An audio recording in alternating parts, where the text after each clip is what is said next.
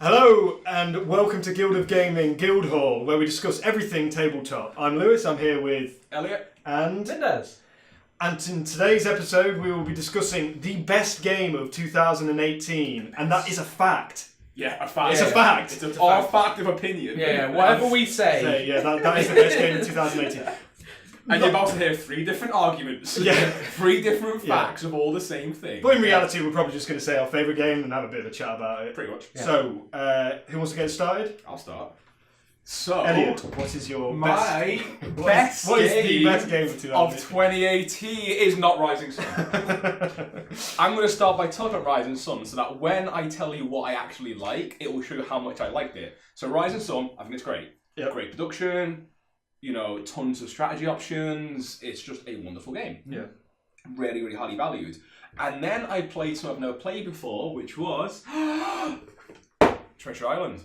This game is awesome. I think you got it from Essen. You got it from Essen. Yeah, absolutely. Honestly, so wasn't expecting it when I played it. So we're definitely starting with an outsider because this isn't like one of the most hotness sort of games, isn't it? So I've played it. You guys have played it. It wasn't a Kickstarter. It wasn't a Kickstarter. Yeah. It didn't make millions. Yeah, exactly. I think it's absolutely brilliant. Reasons why I like it. It's so unique. First of all, pirates. Pirates are cool. Everyone's pirates. Pirates are cool. And it's real pirates. You got Long John Silver, or famous pirates, never real, but like Ambony, Long John Silver, that kind of thing. And it's a one versus many game, isn't it? Which I love. I love that asymmetrical power. So you've got Long John Silver, who's been imprisoned and is trying to get to his treasure, and he gets out after a certain number of days, and then he's got to try and get to the treasure if the other players haven't found it. Yeah. So it's asymmetrical. Love that. Yeah. Semi-co-op, which is so cool because you've got Long John versus the other players. Yep. So they're trying to work together to see where the treasure is because they've all got scraps of information, but only one of them can win. Yep. So you've got this trying to give you a bit of info. Do you want to share some information? Do you want to share some information?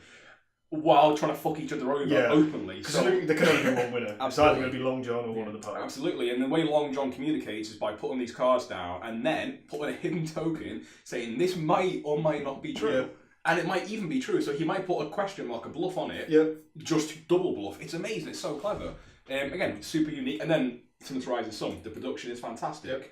You have all these little components like big compass wheel. I mean, that's one thing. You haven't even sort of gone into the main selling point of the game, which is Long John Silver marks out these areas and you walk around the board with a compass and measuring sticks and stuff like that. It's played on the board and you've got these dry erasable markers and stuff like that where you actually mark circles on the board. You cross out huge bits of the map. Cross out huge so bits of the map. satisfying. You've got your own little player board where you got your mini compass dotting out where you think the treasure might be, circling areas and That's it, you've got your own private map, so you've got a shared map in the middle where Long John draws and you've got your one going, is that true, is it not? Yeah. And he can give you little hints, little clues individually, which you can then use to lie to people, you can pass information. It's just brilliant.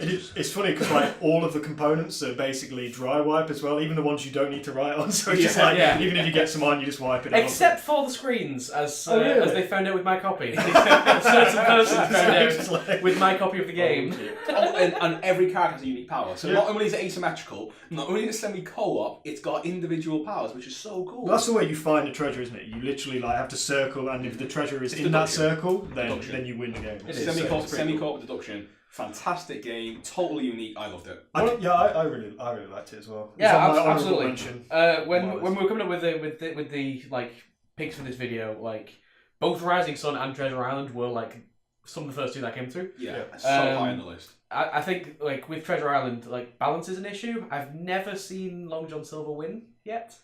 That's true. That's very true. Yeah, he's come close, but he's never won. Yeah, absolutely. There was one game, but the rules weren't there. The rules weren't right. But yeah, okay. I mean, some people might not like the game because there is a physical element to it as well. In that you're drawing circles, and there can be a bit of discrepancy between has he actually circled it or is he nearby? But then again, it's it doesn't you have to have have the fun. book. In the book, it does say that basically, if you think they might have, you should. That's the way. You got to assume intention, not what's actually there. But no, I went to Essen, I picked it up, and it absolutely was game of the con for me. Yeah. Treasure Island, so fantastic. Unique. Covered. Let's move on. Dan, what is your favourite game? Well, say Treasure Island and Rising Sun were very top of my list. But I figure I'll mention something that I don't think either of you played, which is Selenia. Not played it, no. I have not even heard of that one. I've heard of it, So- because I know you've got it here. Yeah, I've not got it here actually. Oh, right. George bought it. Fair. But I do not have a copy of the game. So this Why was another. I can't bring up the box lid to show you guys. But it was another pickup from Essen. It was kind of a surprise choice from Essen because we kind of made a big list of all the games we wanted to see, and Selenia was kind of near the bottom, maybe not. We were taught the game by the actual designer of the game, which is pretty cool. Oh, so like he had it down like really well in Yeah, terms of like although this is how you play the game. It was the first time he'd ever explained the rules in English. All right. And he had such a thick French accent, it was amazing. The cards were all like, were they language dependent or like? No, it's completely language right, dependent. okay. Wait, how French was his French accent? It was incredibly French. Was it like the most stereotypical, yeah. oui, monsieur? I can imagine my it God, was busy conventional as well. Just like, Imagine a French accent. It was that. Oh, awesome. But the premise of the game, the world is so cool because it's a resource collection game. Right. It's set on a planet called Selenia. The world never rotates. So one side's always in sun, one side's always in shadow. So resources are kind of plentiful on the day side. Certain resources are, and certain resources are plentiful on the night side. Cool. And you kind of you're moving around this world. And to do that, you've got the world laid out in front, on the board, on the bottom, on the table in front of you. And as your spaceship moves along, you take the back tile, flip it over, and put it on the front. So you're like on a conveyor belt. So it simulates a world. Yeah, so you go like dawn, then dusk, then dawn, then dusk, and it's like you're trading resources. Obviously, the night side wants the day resources, the day side wants the night resources. Classic. And it's hard. It's a very simple Euro, but I just like the theme around it, the world, like. Yeah. It's just really solidly built. What sort of game is it? Is it like very card driven, or is it more like you've got tiles? Did you say? It's very, like I say, it's hard. It's very just typical resource gathering Euro. Right, okay. How heavy would you say the game is? Like BGG scoring, Board Game Geek scoring out of 5 for complexity. Not particularly. It's like probably around quite 2 to 3. So how long does it take you to play? It's a very quick game. You can easily bash out in 45 minutes. Oh, to be fair, just you should mention that as well. Treasure Island, also quick to play, and great for the family. Yeah. So. Yeah, I'd say so. Absolutely. But Selenia was one of the biggest surprises from the con for me. I didn't buy it, but I kind of wish I had. Yeah. Non-buyer's regret. Yeah. But I'll pick up a copy at some point. But that sounds cool. That is alongside Treasure Island Rising Sun. That is my top game of 2018. Yeah. I've gone for a lighter choice, I suppose. It's more like family friendly and more like non-gamer directed, I suppose. And it is The Mind, which is a simple card game.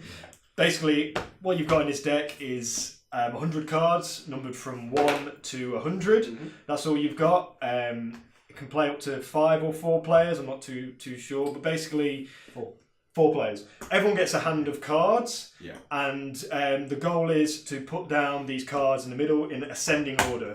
Sounds simple, doesn't it? Like, you've all got your cards, but the thing is you're not allowed communication. So there's no communication, you're not allowed to communicate what you've got on your card. So basically, anyone can go at any time, and you put a card down when you think you've got the lowest card, basically, in everyone's hand.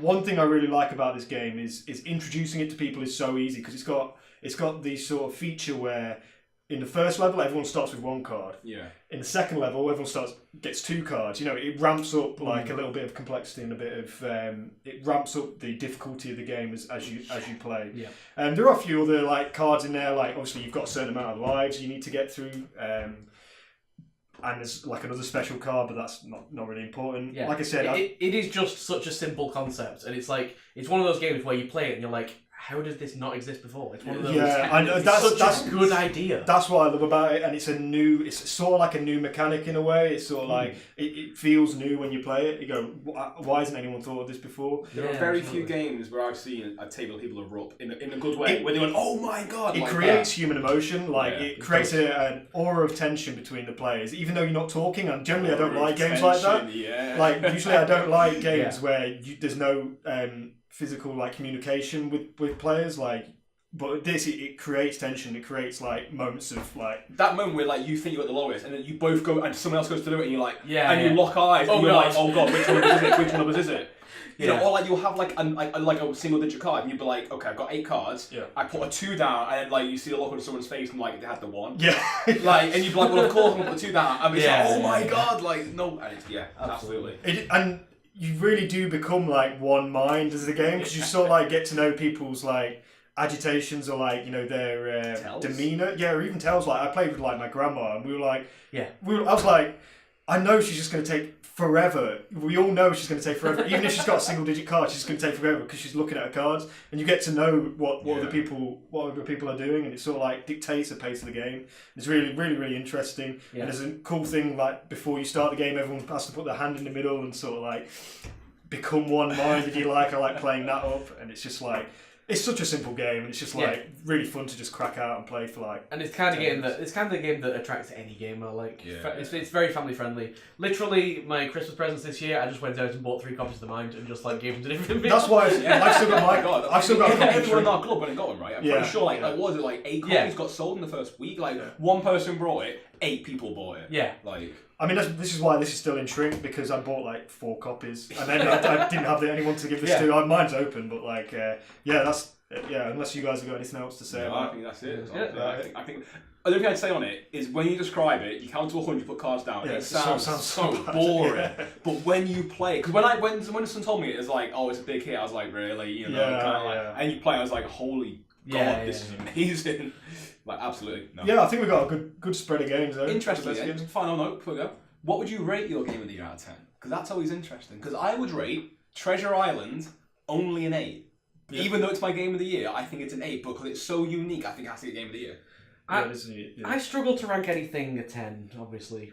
There's flaws in everything. Fair. Everyone has a bit of a different scale for this. I'd probably... I might go to a 9 for Selenia. Wow, pushing it real.